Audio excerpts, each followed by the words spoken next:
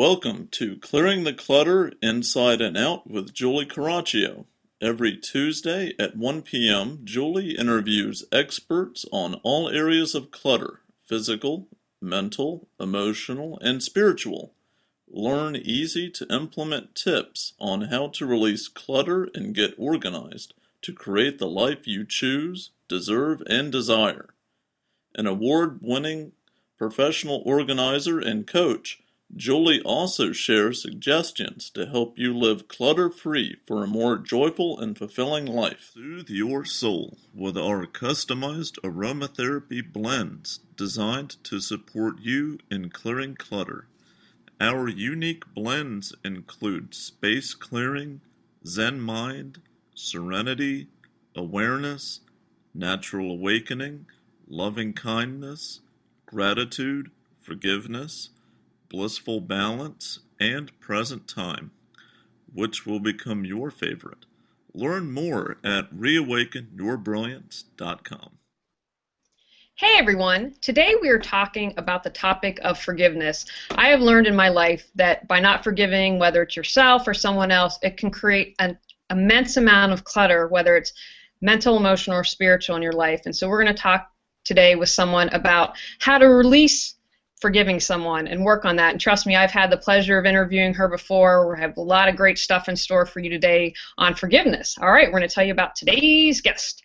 Reverend Maria Kramer is dedicated to healing the world to peace through her mission to awaken peace and love in all she meets and to help others heal themselves by being a guiding light.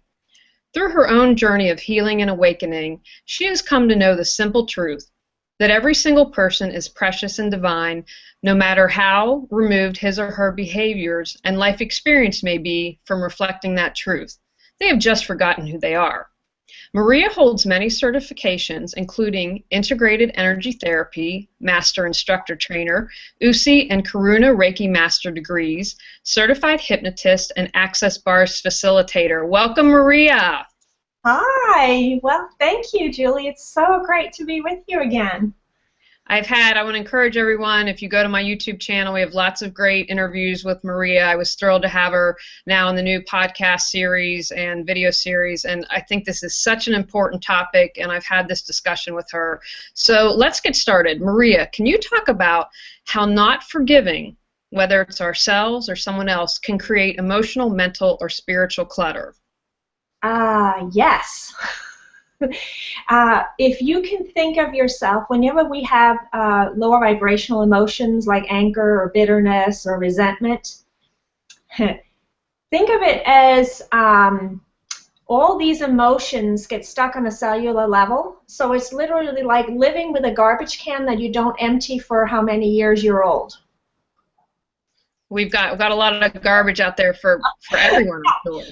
It was funny. I wrote a little piece about this yesterday. I'm like, and then all of a sudden the memory of when the New York sanitation strike was many years ago, and you drove down the street and it just piled up.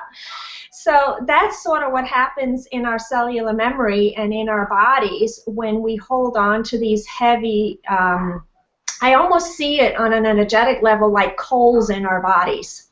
It's like our cells become filled with this dark muck, and it causes blockages in our energy system, in our meridian pathways, so energy can't flow properly into our organs and our systems, the nerves, the muscles, the bones. It affects everything in our physical body as well as in our energy field. Can you talk maybe and give a concrete example for people who are listening who might not be that familiar with energy work and like, okay, so it causes a blockage, say, in some area, but how would that translate into everyday living? Oh, how does that translate into everyday living? Okay, so if I withhold, if I'm not forgiving, or if I've had a lot of judgments or a lot of anger or disappointments in our life,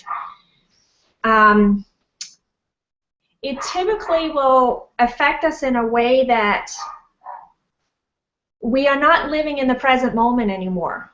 We are still connected to that event 20 years ago when my mom said, if you do this, blah, blah, blah, I will never forgive you. or whatever it might be.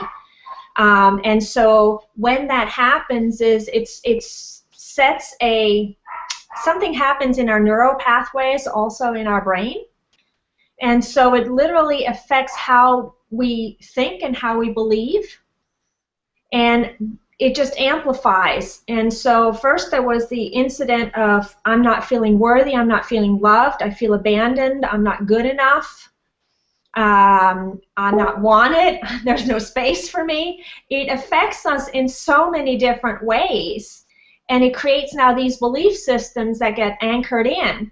And then because it's now a belief system perhaps, then all of a sudden other people show up in our life that actually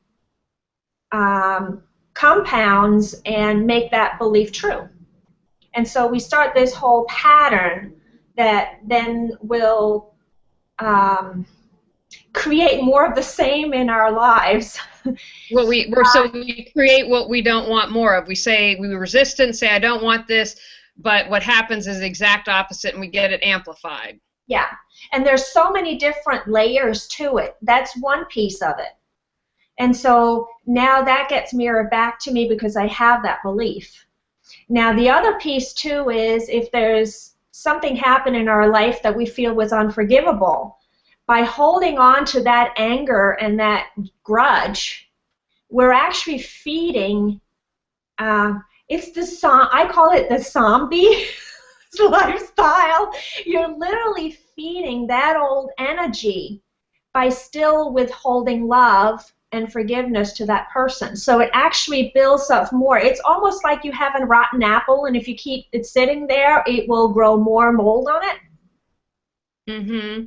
So, and eventually, when energy doesn't flow properly in our system, we then can start create disease or disharmony in our bodies. So colds will appear, flu will appear, cancer, Paget's disease. You know, it doesn't really matter what we have labeled it. And I think the challenging thing is most universe or people have labeled things and put it in boxes.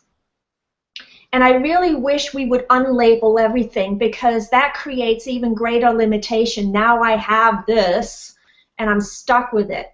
And that's another layer. And now there is an anchor that's around of an anger circling the original anger. So now it's like compounding and layers of it. Then there's also the piece of I can't forgive myself for interacting with that person. And so that creates a whole nother dynamic. Then there is the anger at God for allowing this to be able to manifest it to begin with. So and every time we judge, anger really comes from I'm not getting what I want, or I'm getting what I don't want. That's the only reasons why we get angry. Wow. If you just keep it that simple, I only get hurt because I'm not getting what I want. That's all. If we can make it that simple, every time we have that feeling of I'm not getting what I want, or I'm getting what I don't want, every time we feel anger arise, if we could just remember touching back into that simple truth. Now, how do we do that? Then we can do a self-reflection and go, okay, what's that got to do with me?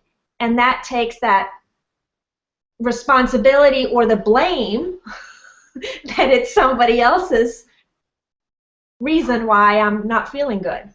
Right. Well, I mean, I believe, and I'm sure you'd agree with me, that whatever's going on in our life is a direct result of what we create our life. And so one of the reasons I talk about clutter on all four areas is because your environment, a lot of times people say, oh, it's just physical clutter. No. Your physical environment is a result of your inner world.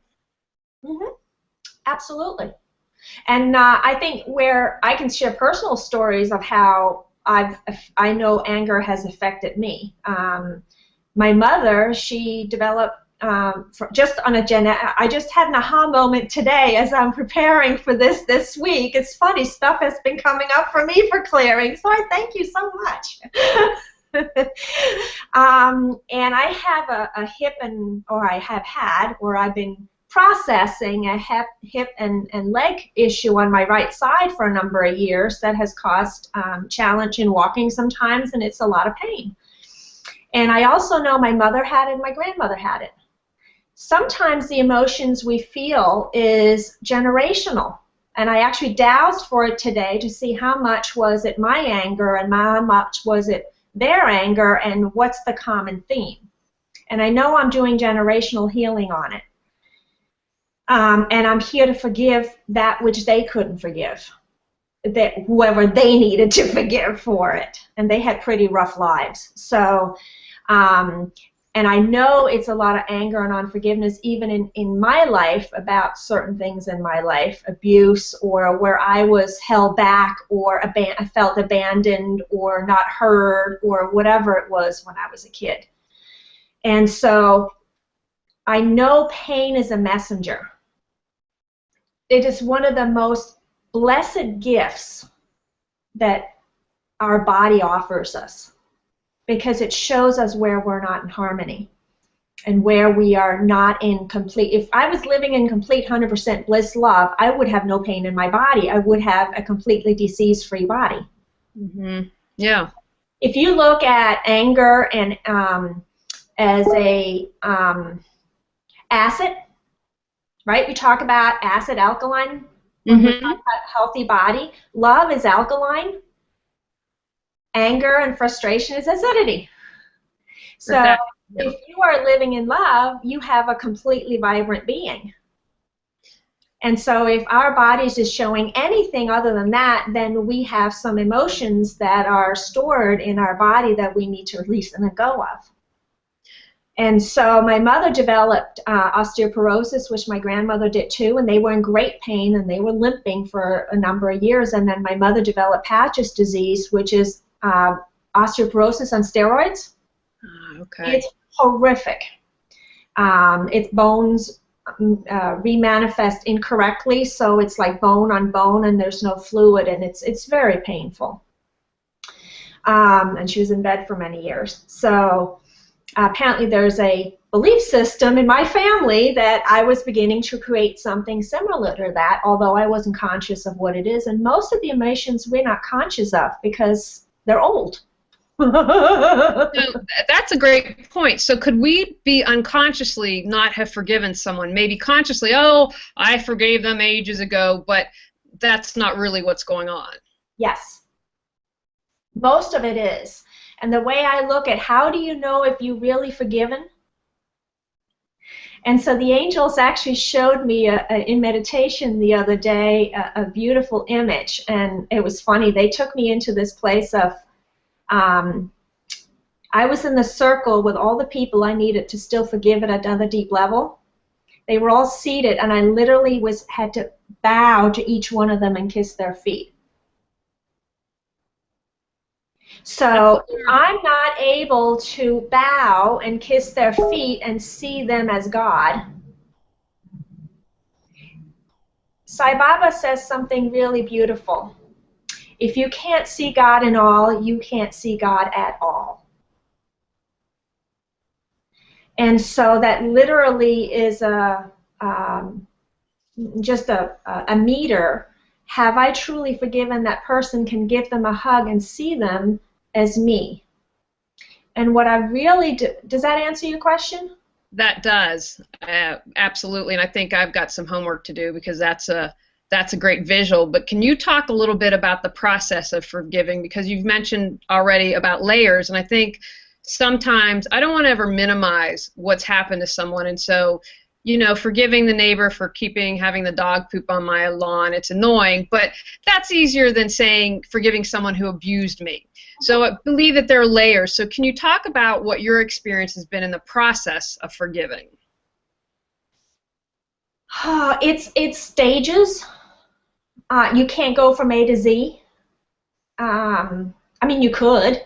But the majority of people, we take it, you know, as a process, and a lot of times people go, oh, I forgive them, and you go, bitch, you know, no, you really don't. You know, you say it, but it's a step in the right direction. And I come from an abuse situation in my family, both sexual and mental and emotional abuse and physical. So, you know, today I'm grateful, although it would have been fun not to have that experience. But I came here to learn how to forgive.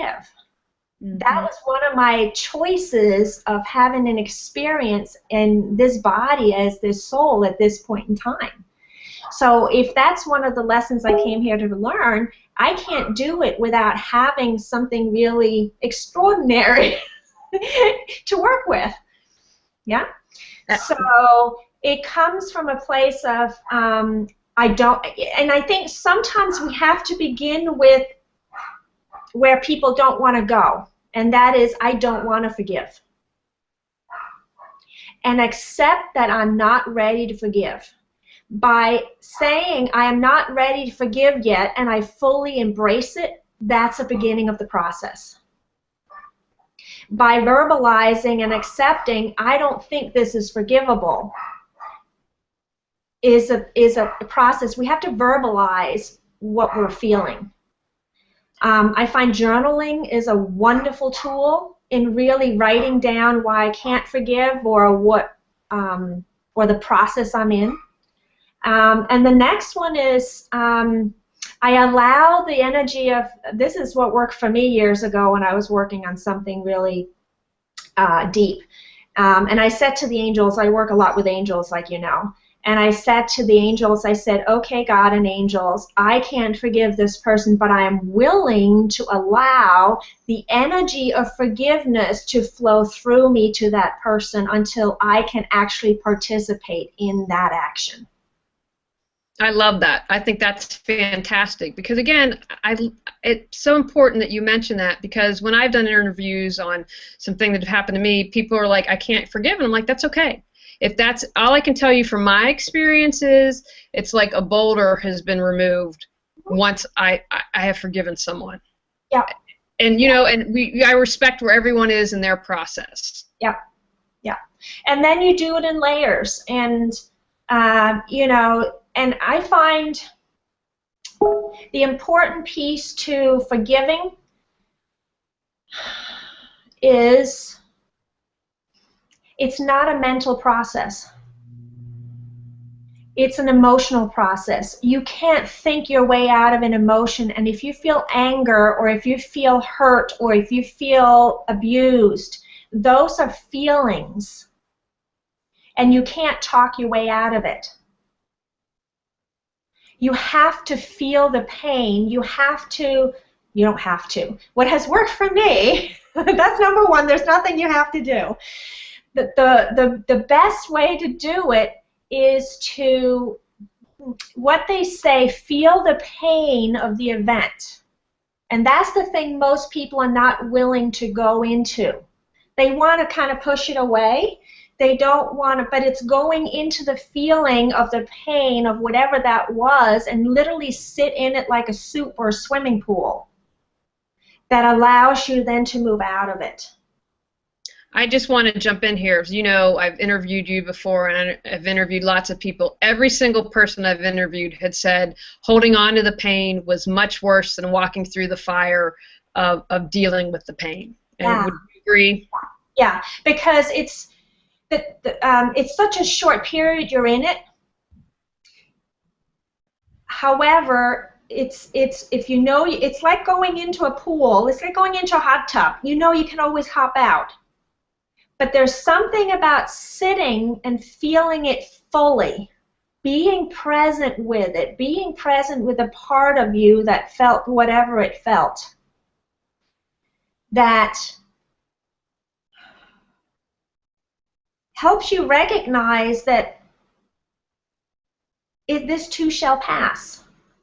It's like giving birth, if you've ever done that. For those who have, you know, this too shall pass. So, Just one more, 40 hours later, But, it's like this too shall pass. So, but if you can sit with it and know that you are still okay, you're still alive, you didn't die, it gives you a strength. And I think the other piece of it too that was very, very helpful for me was I had a memory of when I was a man in another life, and I did some really horrific acts. So through a regression, I wanted to know, what did I ever do that I felt I had to have these experiences? And it's not this way for many, but it helped me. I had to learn to forgive myself, and typically the thing that I can't stand in others, or that I have not been able to forgive others for, was something exactly similar within myself that I had somehow in my subconscious, unconscious, this lifetime, any lifetime, said, I will never forgive myself for that, and I need to be punished, and I need to blah, blah, blah, blah, blah. So I have learned every time there's somebody that really burns my toast, I will go back and say, okay, what resonates within me that I haven't forgiven within me yet? And all of a sudden I'm able to feel this level of compassion for myself, and it shifts everything on the outside, because if I learn to release judgments of myself, there's no way I can judge anyone else. And if I participated in something similar, then I can't judge that other person. You can't call the kettle black anymore. Exactly, exactly. And it's everything. It really does. In your work, what have you found to be the biggest challenge in people forgiving? Is that they feel that they're condoning what happened to them if they don't forgive? Where do you see people getting stuck the most? There's an addiction to victim consciousness.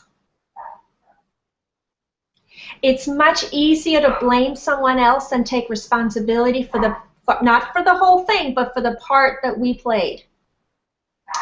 And we live in a consciousness that's victim fueled.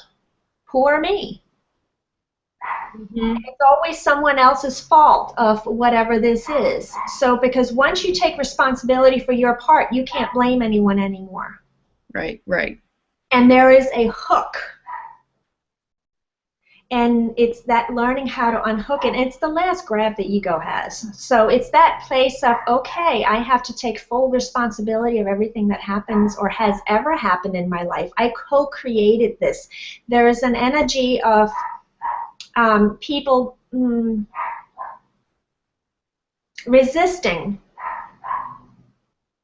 their co-creationship, or not believing or having embraced that they're co-creators of their reality. I would say, based on my experience, that's a lot of people. Even saying people, you know what, you create your reality, a lot of people have a hard time digesting that, and you have to get to a certain place, you have to have a certain realization before you can begin to accept that. And I've found, the feeling like a victim has layers to it as well. I had done a lot of work. I had no idea. I felt like a victim to my brother, who I would say is not spiritual, said to me one day, you see yourself as a victim. And instead of being like, no, I don't, I stopped and I was like, wow. And I was like, he's right. Yeah. And it's a big one to let go of. It's huge, especially because, and this is why, it's because it illuminates truth. And it means that when we give up victim consciousness, the whole foundation of our belief system prior to that has been in illusion. And so I've been living a lie. And that is really challenging for people to accept, because it's like an earthquake. Everything gets rearranged and you have to build new. And that's scary. It is scary. And it also is It's not just for yourself, it's for the people that you interact with, your family, generational, ancestry. So it's on so many different levels, and that's really challenging. It was for me. You mean, really? There's no other way to do this? Oh my God, I did not know that. You know? Can you talk a little bit, you touched on it earlier, about self-forgiveness, because so many times I think when we say, hey, who do you need to forgive, it's always outside. It's never inside. So talk a little bit about self-forgiveness. I would say that's probably the hardest one of all. And it's probably because, you know, we were conditioned to judge by we were judged by others very well. Then we got really good at judging others, but many people are perfectionists. We live in this world of comparison, always judging and comparing ourselves to others, and we never, in ego, live up to our own expectations. We're always trying to be better. We're always trying to improve ourselves. So just in that alone, in trying to be better or trying to live a happier life, it's not enough. And so there is a self-judgment, and that's a really tricky piece, to accept where I am and knowing I can be more at peace. But if we can, so that's why it's a real tricky thing to release that self-judgment. And so hence the self-forgiveness is challenging. Right. And so that one is more in pieces. And I think it's wonderful to release that big one of self-forgiveness, and that feels like this whole backpack came off your shoulders of like, oh my God, I don't have to carry this backpack of rocks. Think of yourself as this. You go through life and on your spiritual path, or not on your spiritual path, but I think those who are listening to this and will in the future, this is you're always on a path of ascension. You're always path of getting lighter and being more peaceful and joyful. And so you can't take all the baggage you have collected over the years with you. If you're a mountain climber and you get to certain plateaus, you can't make it to the top with your big backpack. You got to take stuff off and leave it at different levels. And so it's the same thing with self-judgment and self-forgiveness. And so the big one is good, but it's the little things that wears the stone. It's the little raindrops that wears the stone. And so we don't always pay attention to the 1,500 times that we judge ourselves during the day. And they actually create more damage than the big thing that Uncle Joe did. I'm just picking something, right? So it's that little stuff that we have to learn to forgive ourselves for and release self-judgment. So self-forgiveness, it's as much about releasing self-judgment as it is about self-forgiving, because if you release self-judgment, then you don't need to forgive. Exactly. Can you lead us in a short exercise on forgiveness? Sure. And there are wonderful ways you can, I'll set this up first. There's a couple of different ways you can do forgiveness. One is the Ho'oponopono prayer, which is lovely, which is really a mental thing, but if you can say it from your heart, it's even more powerful. And it goes like this: I'm sorry. If people want to write it down. Please forgive me. And I have added in, I forgive you, or vice versa. I love you. Thank you. So what it really means is, I'm sorry for you not living up, for judging you as you were not living up to what I needed you to be. I forgive you for not being what I needed you to be. Please forgive me for judging you. I love you, which means from soul, love and like is two different things. you can still love the soul but not agree with the action of a person. Because the person doing the action that we don't see as kosher or see as painful, it's really their ego, it's not their soul, their spirit that would act that way. It's the part that's fearful. Why do lions roar? Because they're afraid. Right? So anytime people hurt, if you, of course, and I'll go to the last piece of this, and thank you for bringing to my attention where I was withholding love. To me, that's really what that means. So if we're not, Course in Miracles says every single situation is an opportunity for forgiveness. Every single one, because it's about living in the present moment. Every time I'm withholding forgiveness or love, I'm living in the past or I'm fearful in the future. And all attack, this is also from Course in Miracles, and I've kept that right in front of my face all these years. All attack is a cry for help or a cry for love. That's all. That gives you a different perspective when you put it in that way, which can help soften and begin the process of forgiveness. Yeah. So if I'm attacking someone, that just means where am I afraid, or what is my call to love? If someone is attacking me, it's the same thing. Or if I feel attacked. The other one is this, it's a 7 times 70 forgiveness process, and it was even in the Bible and many other places. Jesus taught to, for 7 days, forgive 70 times.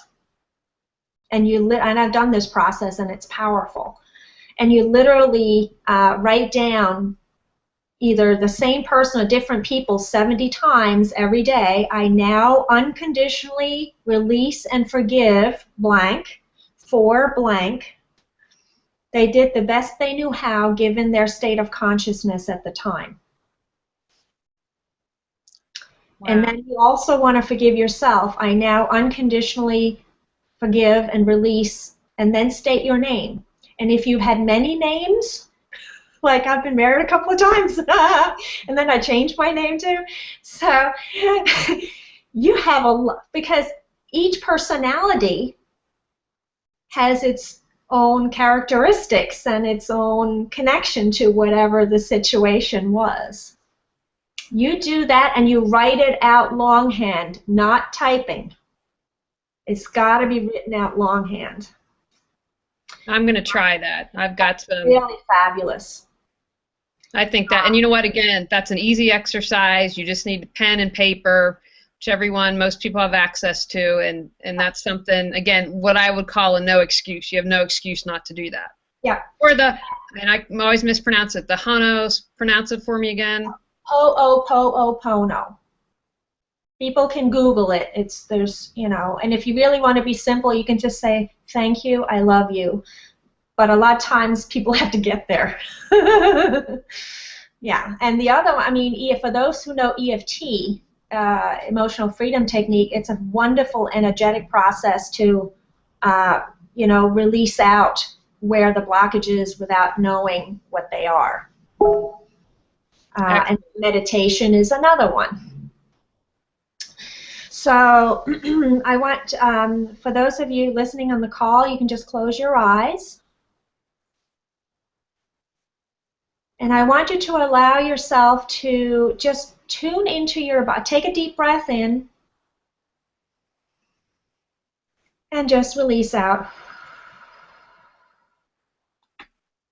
And you may even wish to put one hand on your heart and just take a deep breath in and release out. And I want you to allow yourself in your body to pay attention to where does it feel you're holding on to any anger. And notice if there's any heaviness. Just become aware, be observant, And just pay attention to what it looks like, feels like, sounds like, what shape it might have, what color it might have, and who it might be connected with.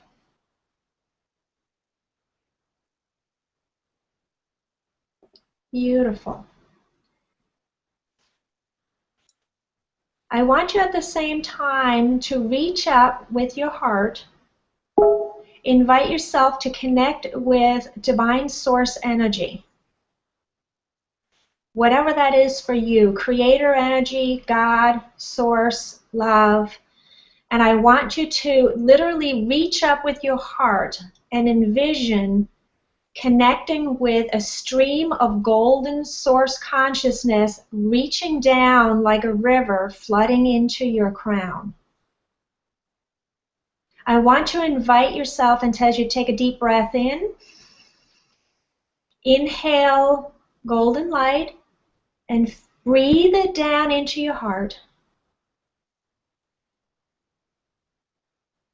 I want you to allow yourself to breathe that golden light right down into your heart, and then I want to move it right down into where the area of whatever it was you identified as.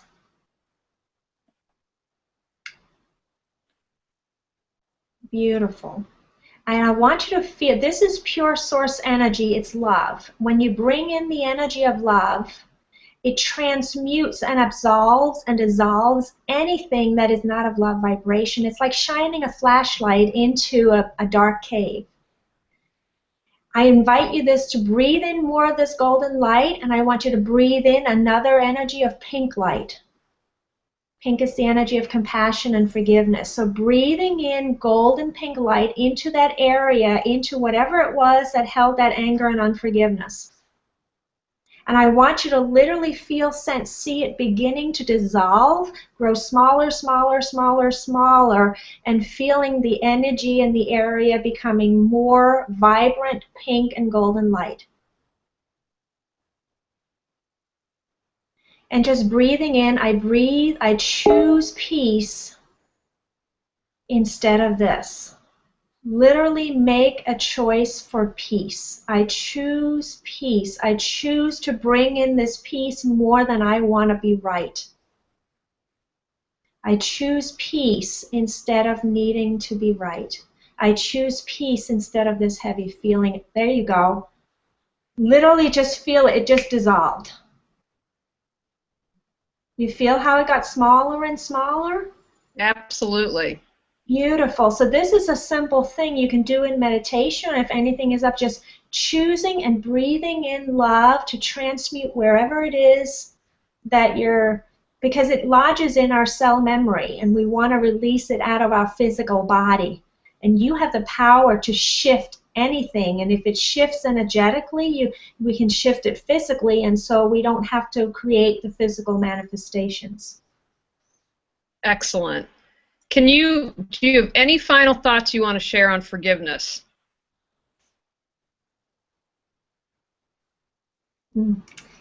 Forgiveness is freedom. I have this saying, forgiveness is freedom, forgiveness is forgetting, forgiveness is the eye of the needle we must tread to find peace.